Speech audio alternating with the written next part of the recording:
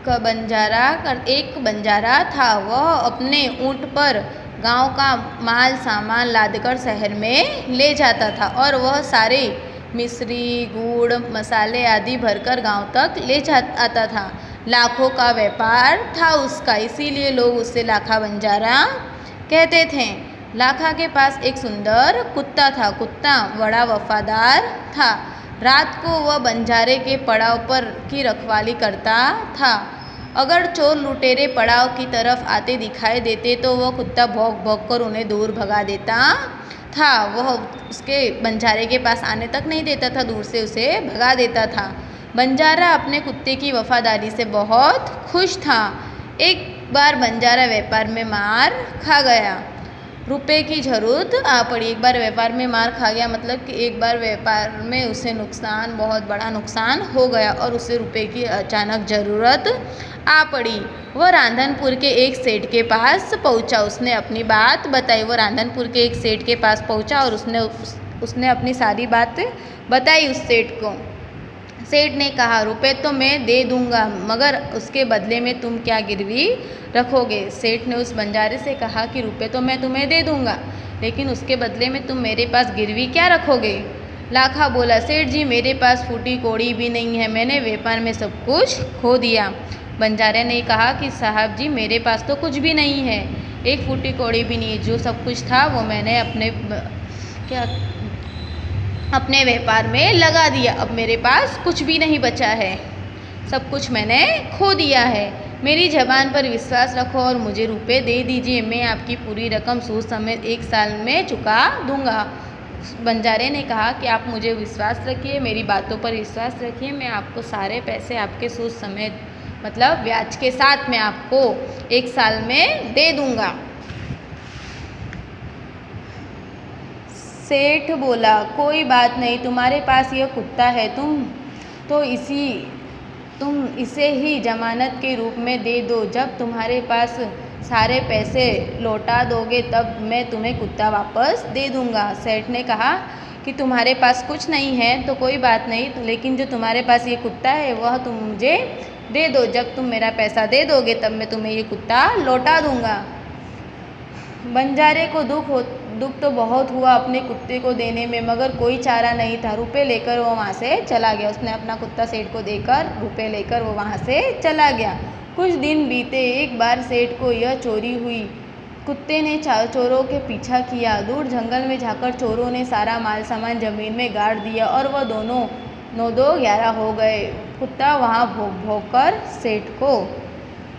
एक बार सेठ के घर में रात को चोरी हुई तो कुत्ते ने यह चोरी करते हुए उन 2 आदमियों को देखा, तो उसने जाकर फिर भौंक भौंक कर उन्होंने सेठ को जगाया। बताने लगा कि लुटेरे आपकी दुकान को तोड़कर माल उठा ले गए। सेठ तो हक्का बक्का ही रह गया। हक्का बक्का मतलब सेठ तो एकदम घबरा गया और सोच में पड़ गया कि मेरी दुकान तोड़कर किस तरह माल लुटेरों ने निकाल दिया। कुत्ते सेठ की धोती पकड़कर आगे खींचने लगा। कुत्ते ने सेठ को जगाया और सेठ की धोती पकड़ के उसे आगे खींचने लगा और जिस जगह लुटेरों ने वो धन छुपाया था उस जगह उसे लेके गया। सेठ कुत्ते के पीछे पीछे चलने लगा। जहाँ चोरों ने माल छुपाया था वहाँ जाकर कुत्ता अपने पैरों से मिट्टी खोदने लगा। थोड़ी ही देर खोदने पर सामान निकल आया। सेठ की खुशी का कोई पार नहीं था कि मतलब कुत्ते ने जहाँ उन लुटेरों ने माल छुपाया था, लुटेरों ने कुत्ता वहाँ ले गया और वह अपने पैरों से मिट्टी खोद खोद के उसने वो माल निकाला। और वह सब देखकर वह सेठ बहुत ही खुश हो गया। उसकी खुशी की कोई वो सीमा नहीं थी। वह कुत्ते का प्रेम से थपथपाने लगा। कुत्ते की वफादारी पर वह पद हो गया। उस घर जाकर उसने एक चिट्ठी लिखकर कुत्ते के गले में पट्टे में बांधकर कहा, कुत्ते भाई जाओ, तुम अपने मालिक लाखा बंजारे के पास तुम मुक्त हो। इसी बात से कुत्ते की वफादारी से सेठ खुश हुआ और उसने कुत्ते को मुफ्त कर दिया, आज़ाद कर दिया और उसने कुत्ते के गले में एक चिट्ठी बांधकर उसे अपने मालिक लाखा बंजारे के पास भेज दिया। कुत्ता खुश हो गया और अपने मालिक को मिलने की जल्दी जल्दी भागने लगा।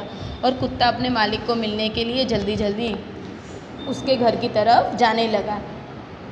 इधर लाखा ने भी व्यापार में खूब रुपया कमाया। वह सेठ के उसकी रकम वापस करने के लिए उसी रास्ते से आ रहा था। उसने दूर से अपने कुत्ते को अपनी ओर आते हुए देखा। वह नाराज़ हो गया, सोचने लगा कि कुत्ते ने मेरी ज़बान काट ली।